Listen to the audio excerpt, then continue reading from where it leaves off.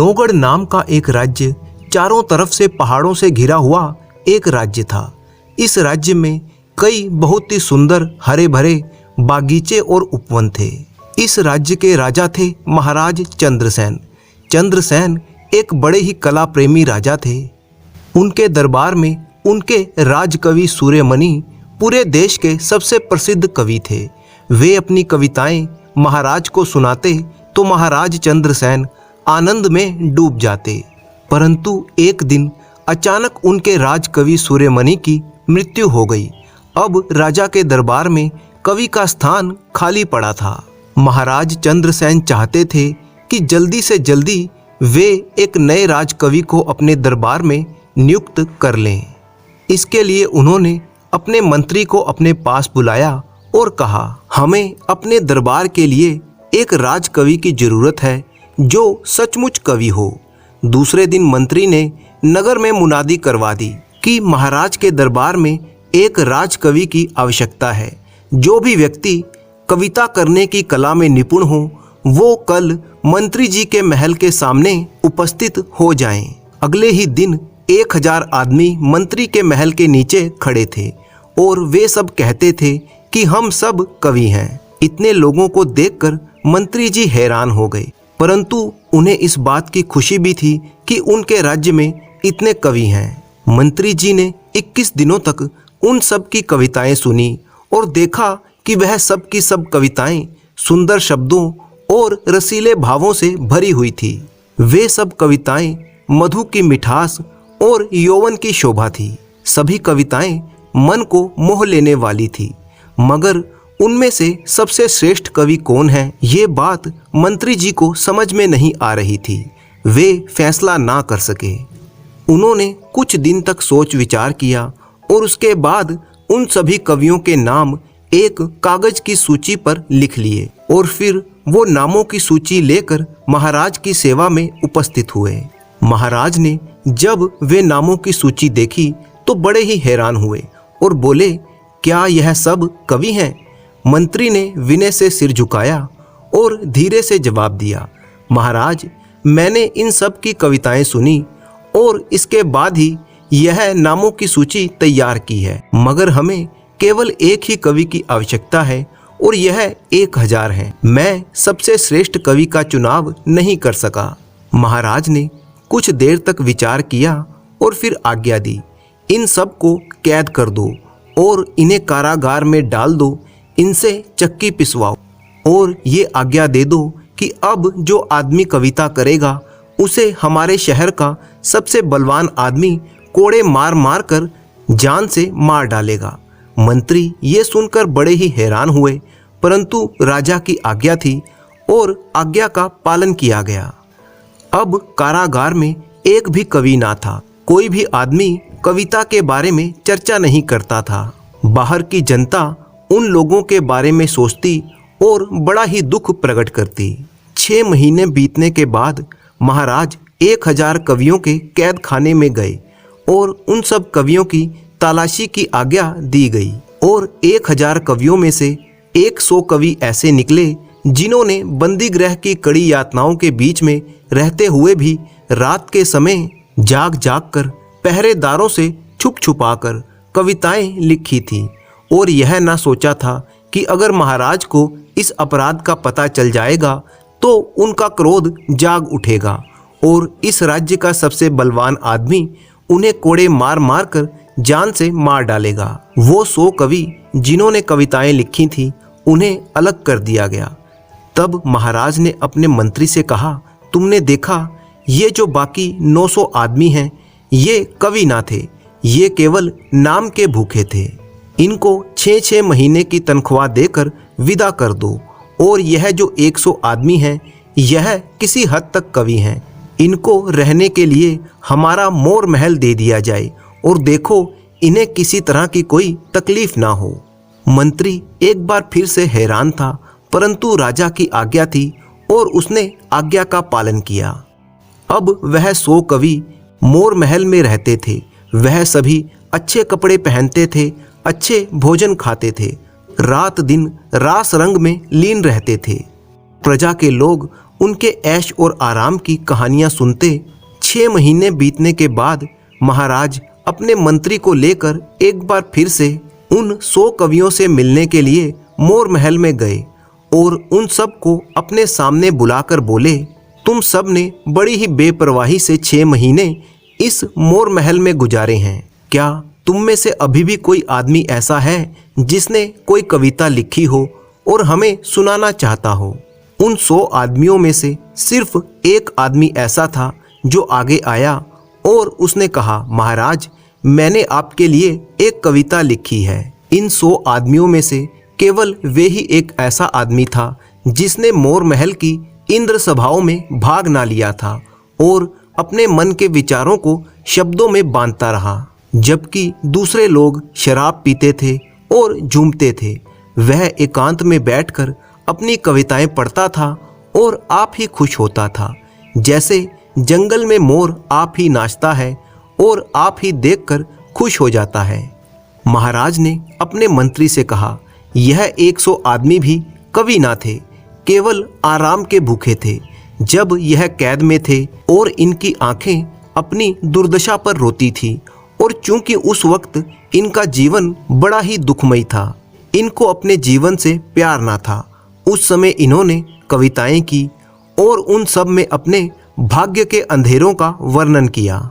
जब वे दिन बीत गए और वे काली घटाएं गुजर गई तो इनके काव्य और कल्पना की कला भी गायब हो गई। यह दुख के दिनों के कवि हैं और सुख के समय के कलाकार नहीं हैं। इन्हें धक्के देकर महल से निकाल दो। इसके बाद महाराज ने उस साधु स्वभाव और बेपरवाह आदमी की तरफ इशारा करके कहा, यह सच्चा कवि है जिसके लिए दुख और सुख दोनों एक ही बराबर है। यह दुख की रात में भी कविता करता है और सुख के प्रभात में भी कविता करता है। यह मौत के काले रास्ते पर भी कविता करता है और जीवन की सुंदर घटाओं में भी कविता करता है। यह इसका स्वभाव और इसका जीवन है। ये कविता किए बिना रह ही नहीं सकता। यह सच्चा कवि है। यह 1000 कंकड़ों में से एक हीरा है। हमने इसे आज से ही अपना राजकवि नियुक्त कर दिया है। हम इसे मुंह मांगी तनख्वाह देंगे। इसका काम केवल इतना है कि हमें रोज दरबार में आकर एक दोहा सुना जाया करे। राजा की आज्ञा का पालन हुआ और उस आदमी को राजकवि नियुक्त कर दिया गया। वह कवि रोज महल में आकर राजा को एक दोहा सुनाता। 3-4 दिन तक यह सिलसिला चलता रहा, परंतु 5वें दिन वह कवि खुद नहीं आया और उसने एक चिट्ठी भेज दी। मंत्री ने वो चिट्ठी खोली और राजा को बताया। चिट्ठी में लिखा था, आदरणीय महाराज, मुझसे इस तरह की कविता नहीं हो सकती। मैं अपने विचारों का कवि हूँ, किसी की मर्जी का गुलाम नहीं। मंत्री ने आगे कहा, महाराज ये आदमी कितना अभागा है। महाराज ने कहा, नहीं, ये अभागा नहीं है, यह कवि है। अगर आज तुम्हारे पिता यानी मेरे पहले के मंत्री जिंदा होते तो साहित्य के मंदिर के इस पुजारी के पांव पकड़ लेते। यह आज़ाद है और यह आज़ादी की कविता करता है। जो गुलाम होगा वह गुलामी की कविता करेगा। यह आदमी दरबार में आए या ना आए, इसकी तनख्वाह हमेशा इसके घर पहुंचती रहे। ऐसे उच्च कोटि के कलाकार का भूखा रहना मेरे राज्य का सबसे अधिक अपमान होगा। ये सुनकर मंत्री की आंखें खुल गई। परंतु कहानी अभी खत्म नहीं होती। नौगढ़ राज्य के महाराज चंद्रसेन की प्रसिद्धि अब चारों ओर फैलने लगी। आसपास के कई राज्यों में ये बातें होने लगी कि महाराज चंद्रसेन से बढ़कर कला, संगीत और कवियों का पारखी इस पूरे संसार में कोई नहीं है। जहाँ भी कला और साहित्य की कोई चर्चा होती, लोग महाराज चंद्रसेन का उदाहरण देने लगते। उन्हीं के पड़ोस के राजा वीर प्रताप बिल्कुल इससे उल्टे स्वभाव के थे। उन्हें कला, संगीत, कविताएं आदि बिल्कुल भी पसंद नहीं थी। वे इन सब बातों को समय की बर्बादी मानते थे।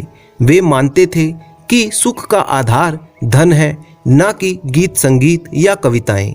उनका विचार था कि जितना समय कोई आदमी गीत, संगीत या कविताओं में लगाता है, यदि उतना समय किसी और काम में लगाएगा तो वह जीवन में ज़्यादा सुखी बन सकेगा, जिससे राज्य भी तेजी से प्रगति करेगा।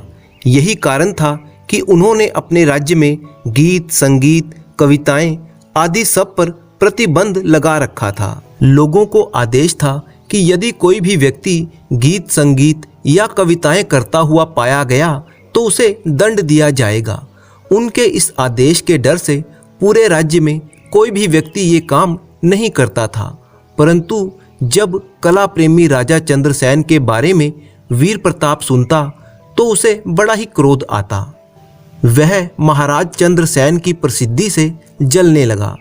जब वह दूसरे राज्य के राजाओं से मिलता और वे लोग चंद्रसेन की प्रशंसा करते तो मन ही मन में वीर प्रताप जल भुन जाता, जिसका परिणाम ये हुआ कि उसने नौगढ़ राज्य पर आक्रमण कर दिया।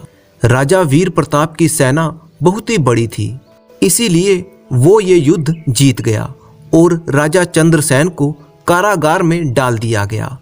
अब उसने नौगढ़ राज्य पर भी कब्जा कर लिया था और यहाँ पर भी गीत, संगीत आदि पर प्रतिबंध लगा दिया और ऐलान करवा दिया कि अब नौगढ़ राज्य में भी कोई व्यक्ति गीत, संगीत, कविताएं आदि नहीं कर सकता। एक दिन की बात है, राजा वीर प्रताप नौगढ़ राज्य के एक जंगल में शिकार खेलने के लिए गया। वहां अचानक एक गड्ढे में घोड़े का पैर पड़ जाने से घोड़ा गिर गया, जिसका परिणाम ये हुआ राजा भी गिरकर बेहोश हो गया। थोड़ी देर बाद एक बड़ी ही मधुर धुन सुनकर उसकी मूर्छा टूटी। वह धुन उसे बड़ा ही सुख दे रही थी। ऐसा महसूस हुआ मानो उसके भीतर पुनः शक्ति का संचार हो रहा हो। ये धुन सुनकर राजा की सारी पीड़ा और थकान जाती रही। वह मंत्रमुग्ध होकर उस धुन की ओर चल पड़ा जिधर से वो आवाज आ रही थी। कुछ दूर जाने के बाद राजा ने देखा एक बालक पेड़ के नीचे बैठकर अपने में ही डूबा हुआ बांसुरी बजा रहा है। राजा उसके करीब बैठ गया। धुन पूरी होने पर राजा ने उससे पूछा, तुम यहाँ एकांत में जंगल में बांसुरी क्यों बजाते हो? बालक बोला, मैं छिपकर बांसुरी इसलिए बजाता हूँ क्योंकि राजा ने संगीत पर प्रतिबंध लगा रखा है, परंतु फिर भी मैं इसलिए बजाता हूँ क्योंकि इससे मुझे बड़ा ही अद्भुत आनंद मिलता है। राजा की समझ में आ गया कि सुख सिर्फ भौतिक साधनों और धन में ही नहीं है, संगीत बजाने में और उसे सुनने का सुख अलग है। उसे संगीत और कला की शक्ति का पता चल गया था। महल में वापस लौटकर उसने ये ऐलान करवा दिया कि अब नौगढ़ राज्य और उसके अपने राज्य में भी संगीत, कला और कविताओं पर कोई प्रतिबंध नहीं रहेगा। जो आदमी चाहे संगीत बजा सकता है, कविताएं सुना सकता है। साथ ही साथ उसने राजा चंद्रसेन को कारागार से बाहर बुलाकर उन्हें उनका राज्य सौंपते हुए ये कहा, राजा चंद्रसेन, मैंने जो भी व्यवहार आपके साथ किया उसके लिए मैं शर्मिंदा हूँ। आज मुझे संगीत, कला और कविताओं की शक्ति का एहसास हो गया है। अब आप अपना राज्य संभालिए। ये कहकर राजा चंद्रसेन को राजगद्दी पर बिठा दिया गया और राजा वीर प्रताप अपने राज्य की ओर लौट गया। अब दोनों राज्यों में मैत्रीपूर्ण संबंध था और चारों दिशाओं में गीत, संगीत, कला और कविताओं की धूम थी।